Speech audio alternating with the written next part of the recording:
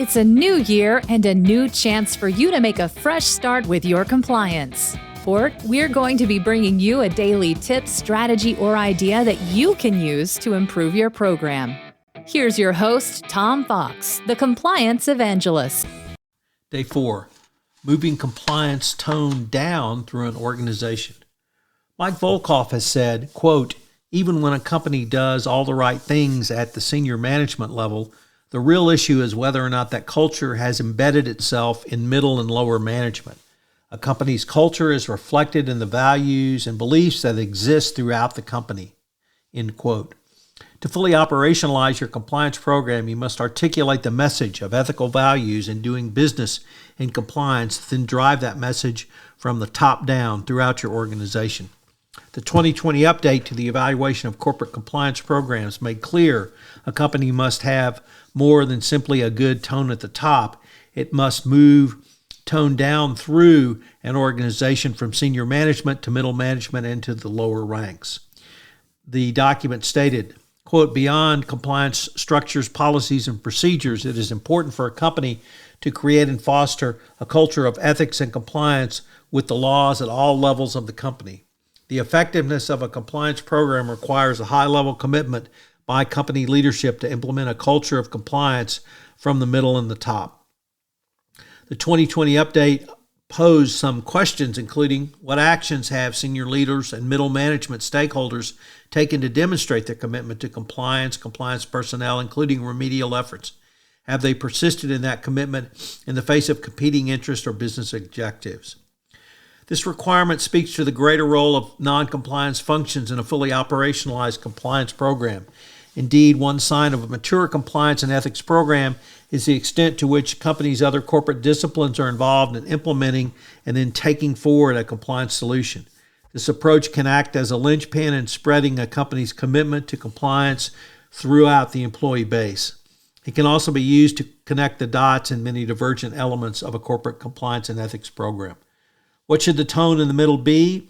What should middle management's role be in a company's compliance program? This role is critical because the majority of company employees work most directly with the middle rather than top management, and consequently, they will take their cues from how middle management responds to a situation. Perhaps most importantly, middle management must listen to the concerns of employees. Even if middle management cannot directly affect a change, it is important that employees have an outlet to express their concerns.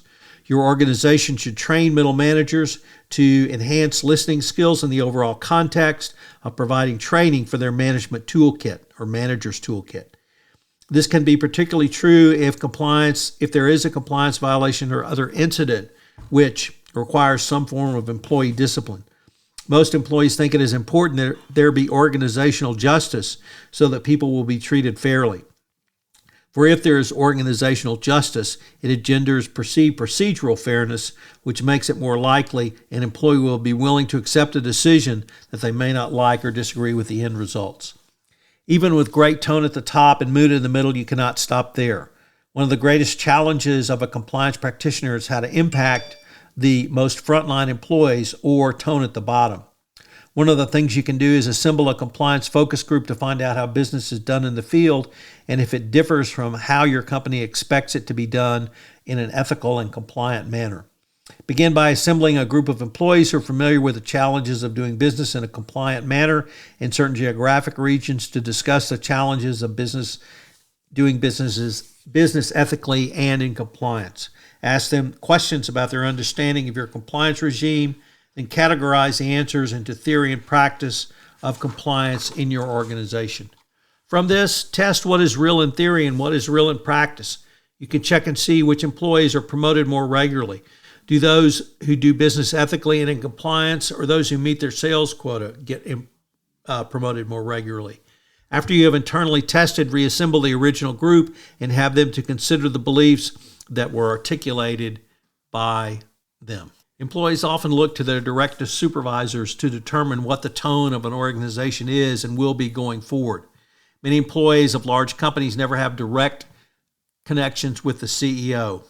By moving the values down through an organization from the middle and to the bottom, you will have a much better position to inculcate your corporate values and operationalize compliance with them going forward. We're going to have a quick word from our sponsor, and we'll be back with today's 3 key takeaways.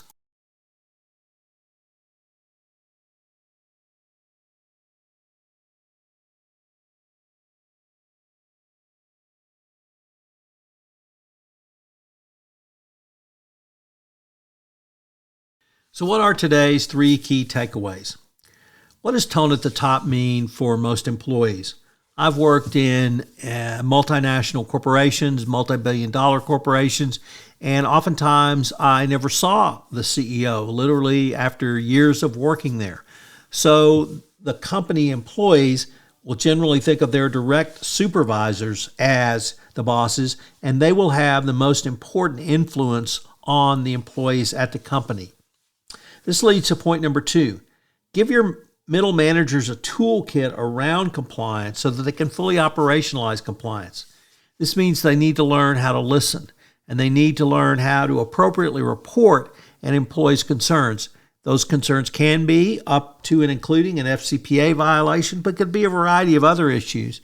And it can be a tripwire, which can help you prevent some conduct from becoming an actual legal violation or an FCPA violation.